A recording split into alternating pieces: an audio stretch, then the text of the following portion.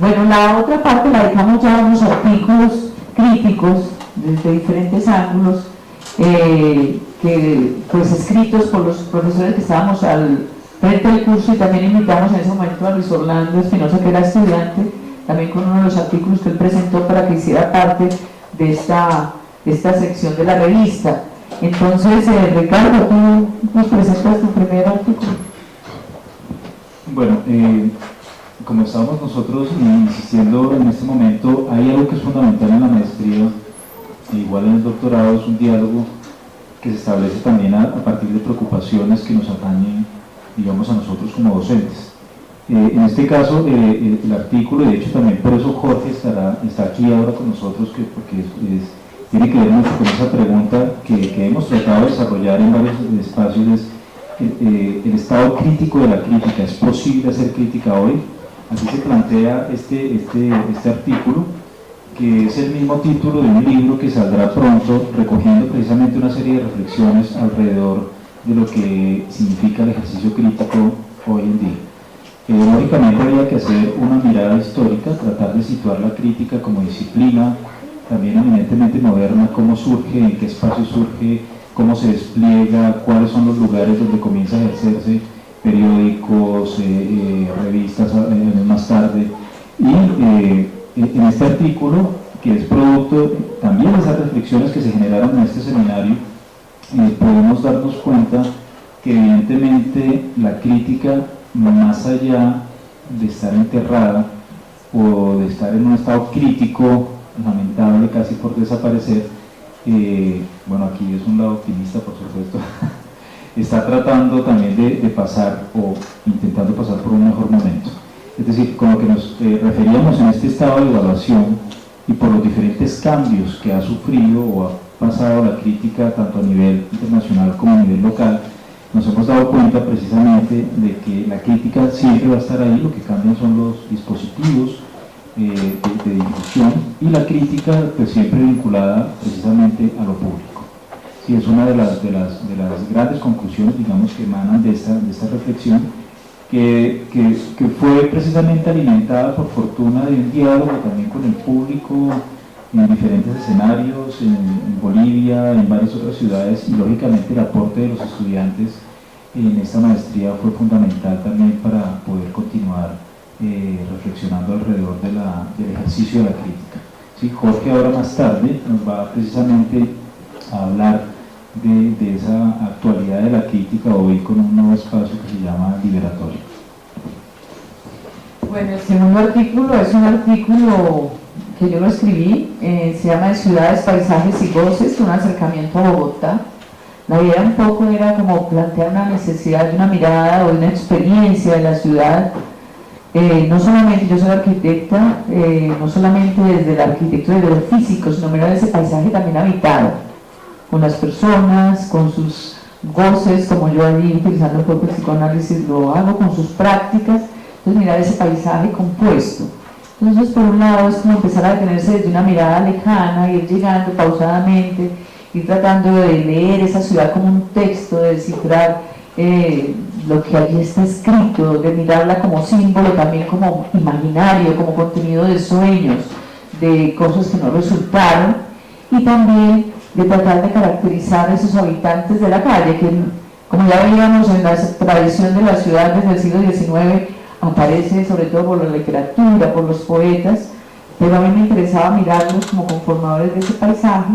Entonces, basándome un poco en esos caminantes de la ciudad que hemos algunas veces llamado los planeros, también con toda la discusión que hay sobre esas denominaciones, mirar también el tema de cómo aparece el que asusta, el que hace, recogiendo también hay un poquito de alguna de las tradiciones del siglo XX, y después traté de llevarlo a mirar algunos de los personajes que nosotros corrientemente encontramos y que parecen que fueran como unos restos sociales, como los indigentes, como los NNs, como todos aquellos como que están ahí y de alguna manera medio fantasmática nos recorren, nos acompañan y hacen parte como de nuestro entorno. Entonces era como encontrar como alguna dimensión poética en la ciudad, en esa lectura de ciudad que está allí planteada, que también introduce una metodología para mirarla, ¿no? Como de mirar ciertas cosas, de mirar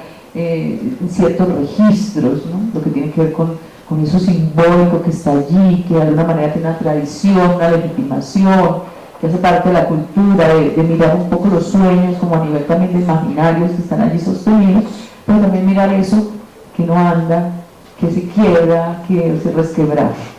Entonces ese fue mi artículo. Después viene uno de Luis Orlando, que me gustaría que Luis Orlando lo presente también sintéticamente.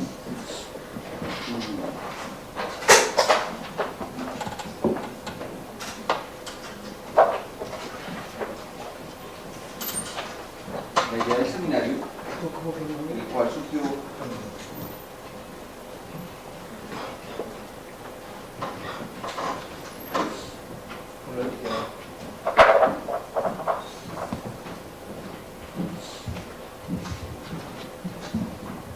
en el cual surgió este texto, tenía como centro temático el espacio público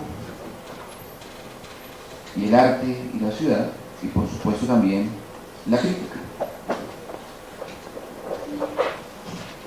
Yo quería presentar la ciudad o un fragmento de la ciudad o un concepto alusivo a ella, el concepto del espacio público, desde, digamos, una posición particular o privilegiada o extraña. Y pensando en esas cosas se me vino a la cabeza la película de Alfred Hitchcock que se llama La ventana indiscreta. Y apelé entonces con vocación de parásito a lo que sufre el personaje de la película de Hitchcock y me dediqué entonces a mirar lo que estaba fuera de mi ventana y en consecuencia empecé a considerar desde esa posición de ventanero lo que estaba al frente, que era particularmente un parque. Y de repente, mientras iba coleccionando citas en mi cabeza, pues me di cuenta, como dice González Márquez Cristo en una novela de él que se llama Ritual de Títeres, pues que en efecto toda la ciudad acude a las ventanas. Y pensé entonces que mi capricho era algo más que un capricho, que por lo menos no era algo tan insostenible. Quería por lo demás no únicamente pensar la ciudad en los términos siempre afirmativos, determinantes, categóricos, con los que en muchas ocasiones suelen hablar esos que se llaman críticos. Quería más bien hacer un relato, quería más bien narrar la ciudad y pues traté de actuar en consecuencia. Y pensando exactamente en la crítica, pues insisto, no me interesaba hacer afirmaciones categóricas, sino más bien me interesaba tratar de pensar en los términos de Gilles Deleuze y de Berkeley-Guattari cuando piensan el resumen de lo que se trataría el pensamiento según ellos, es de encontrar conexiones entre una cosa y la otra. No discutir, dicen ellos en la introducción, sino más bien ver cómo comunica una cosa con la otra. Y eso entonces fue lo que intenté, también pensando, por ejemplo, en alguna apreciación que hace Roland Barthes, según la cual pues la tarea del crítico no es, o no consiste más bien en afirmar, sino más bien en tratar de darle una cierta coherencia interna a sus apreciaciones. Eso fue entonces lo que intenté, repito, en actitud de ventanero. Bueno, y el último artículo es un artículo de Juan Luis Rodríguez. Juan Luis Rodríguez, arquitecto, desafortunadamente no está. Y lo que él hace, en ese momento hay todo un debate sobre la Biblioteca España. La Biblioteca España es un edificio que ha sido muy conocido, muy publicitado. Es la biblioteca que está en el barrio Santo Domingo Sabio en Medellín, que se ha ganado muchos premios. Se ha ganado premios de la Bienal Iberoamericana, de la Bienal de Quito.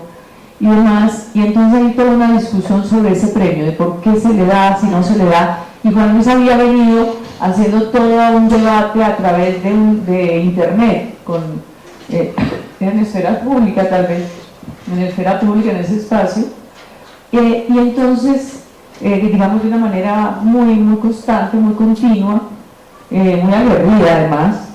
Entonces, una de las cosas que decidimos, me parece importante, era que él recogiera ese texto, que lo recogiera como toda la secuencia de ese debate, que se estaba dando muy a nivel de opinión, de contestar, de una réplica muy rápida, y como que organizara el texto de lo que ha sucedido con esa biblioteca, porque pues una de las cosas que estamos pidiendo casi que a gritos es que haya una buena crítica de arquitectura.